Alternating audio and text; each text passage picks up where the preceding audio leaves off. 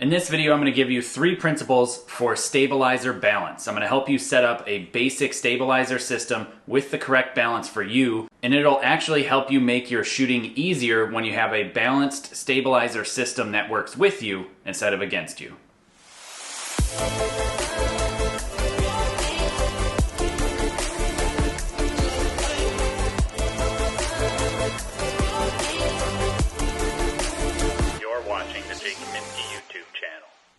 So just like I said in the intro there, we're going to be covering some basic stabilizer balancing principles. And essentially the whole idea is to make the stabilizing system work with you and not against you, making your shot process easier and ultimately, hopefully, making you a better archer with tighter groups downrange. The stabilizer system is a fairly basic thing. It actually is designed to make you hold steadier.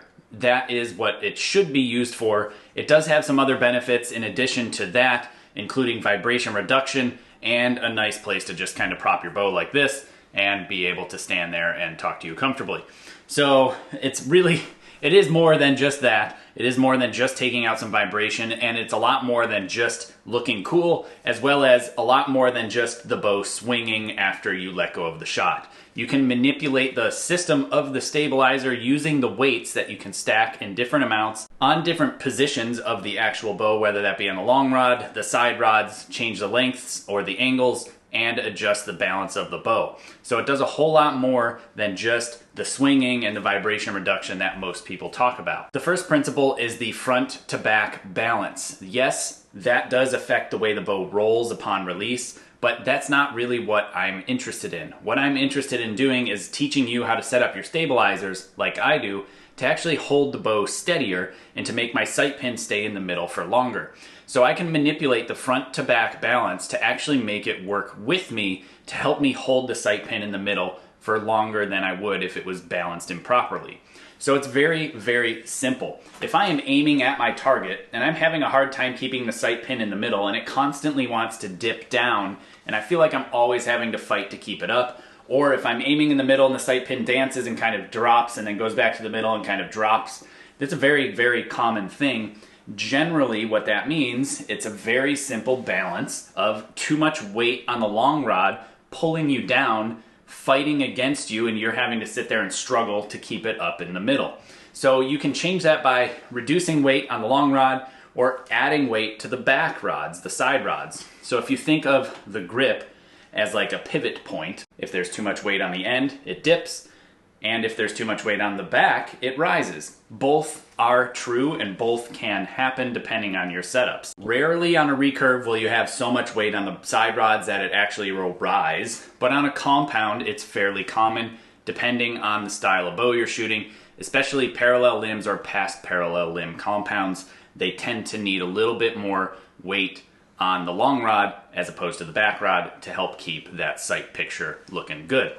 But it does happen from time to time on recurve where people go to extreme ends to help them hold up in the middle, and they'll add so much weight on the back that now it actually rises out the top.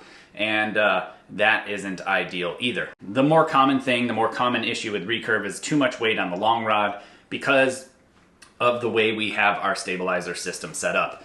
A lot of people use an extension, and most everybody puts the V-bar at least on the front side of the riser. As opposed to a compound, you can mount it out the back because it's a totally different bow. I wouldn't recommend that on recurve. It's just important to note. Now, like I said, the basic principle is just, if you're dipping, add more weight to the back. That'll help lift you up. As you make adjustments, the bow will become easier to actually shoot. When you shoot a very beginner stabilizer setup with most of the weight on the long rod, very little weight on the side rods, and very short side rods, a lot of people don't even realize how much effort they have to exert in their bow arm to keep it up, to keep that sight in the middle. That kind of setup usually ends up with 4 to 5 ounces on the end and 2 to 3 on each V-bar. Right now I have much more than that on the end. I've got 5, 6, 7, 8, 9, 10, 11 ounces on the end of the long rod here, which is a lot. Not everybody can shoot that amount of weight, but I comfortably can because I've been shooting for a very long time. And not only do I have 11 ounces on the long rod, I have 8 ounces on each V-bar. And so there is a lot of weight on this bow itself, but instead of having only 4 to 5 on the end and only 2 to 3 on each V-bar, and I have this much weight that I just told you, 11 and 8 on each, it's actually easier to shoot this bow than it is to shoot the other bow with less weight and the improper balance, because I don't have to fight to keep it in the middle. I hope that makes sense, meaning you can have a bow with better balance and more weight, and it actually feel lighter to you than a lighter bow with improper balance. So that's the first one, very basic and straightforward, and the most beneficial to tune in is that front to back balance. The second principle would be the left to right balance. It's almost the same type of thing. As you are aiming, if you're drifting to the right a lot, or as you're aiming, you're drifting to the left a lot, or potentially as you're aiming, the bow wants to cant one way and you're struggling to keep it up the other way, it's very simple. Add weight to the side it's going away from.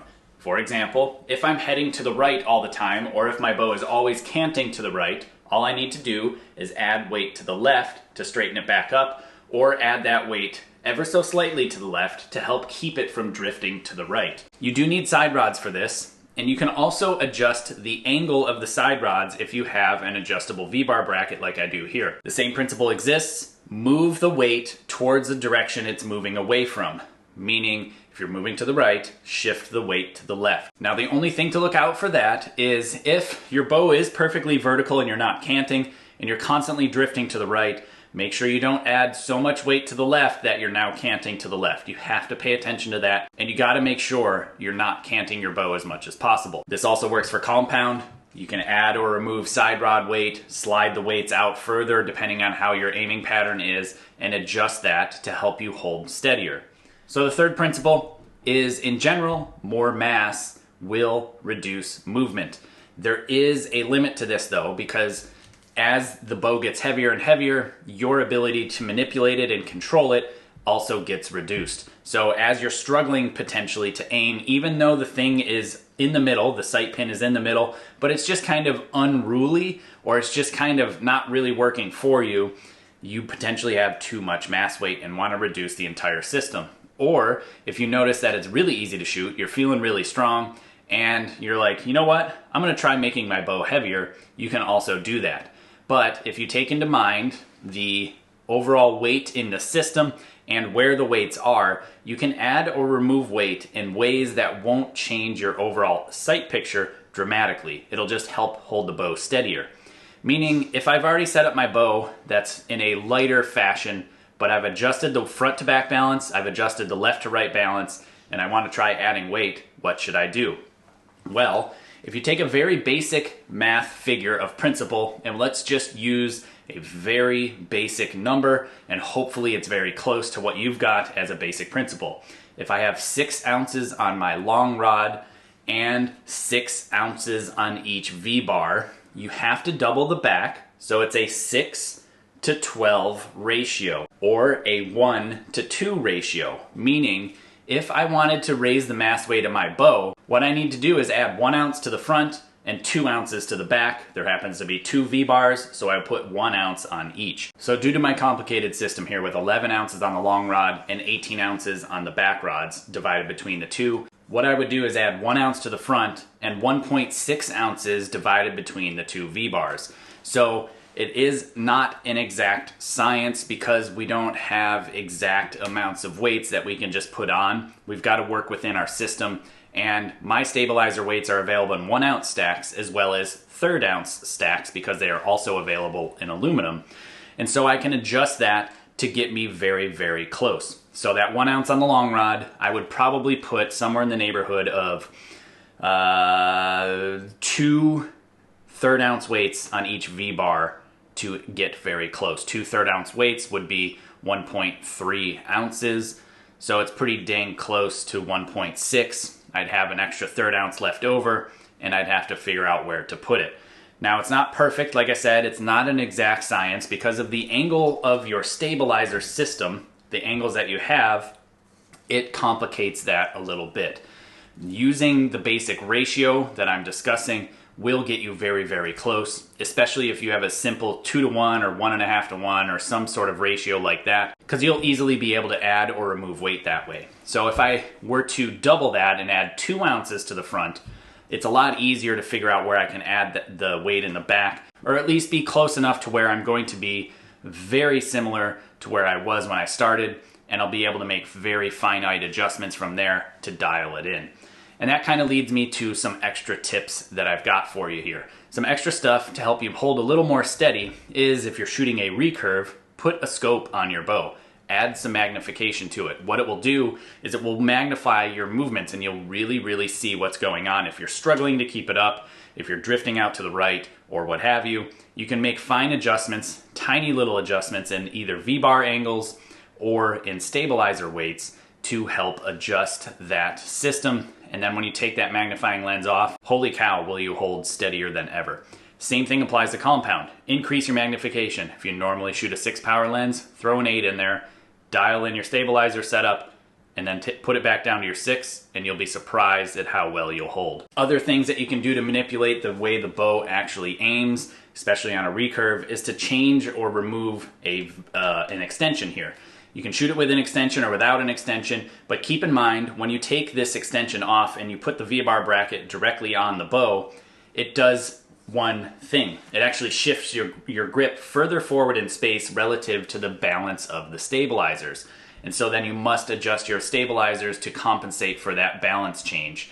If you don't do that, it will dramatically affect the way the bow holds. And if you've spent your time to make the bow hold better before that, it won't hold as well after that change. If you're interested in learning more about how I tune and set up my Olympic style recurves, grab this manual. It's called Tuning for Performance. I'll have links in the description below and a card at the top up there to my website, jakekaminski.com, as well as Amazon links in the description in case you want to grab it there instead. It's cheaper on my website though. And I go through and break down how I tune and set up my Olympic style recurve as well as my stabilizer system. It's really just a good manual to have on hand to help set up your bow. There's no fluff, no extra information. It's just info on how to tune and set up your bow, just like I do, from taking it out of the box to going and competing with it at the Olympic Games.